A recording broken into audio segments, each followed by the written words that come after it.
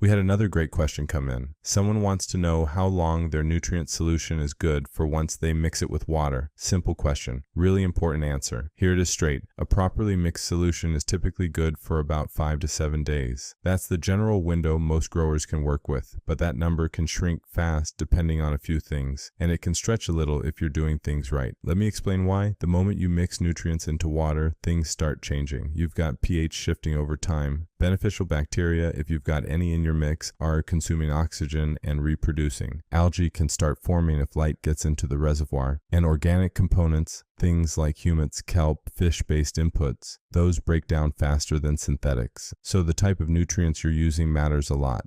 Temperature matters too. A warm reservoir accelerates everything. Microbial activity, pH drift, oxygen loss. If your solution is sitting at 75, 78 degrees, that 5 to 7 day window gets shorter. If you can keep it cooler, closer to 65 to 68 degrees, you're in better shape. Aeration helps. If you've got an air stone running and oxygen moving through that reservoir, your solution stays more stable and your microbes stay healthier longer. No aeration and things go stale faster. pH is the one growers sleep on the most. A solution can look fine, smell fine, and still be totally off in pH after a few days. That's why checking pH regularly, not just at mixing, is part of keeping your solution useful. It doesn't take long. It just has to become a habit. Now here's where I'll mention something that actually fits this question. If you're using drops of balance in your reservoir, it does a real job of stabilizing pH drift over time. It's not a miracle, you still need to check your pH, but it gives you a more stable baseline and helps your solution hold together longer between adjustments.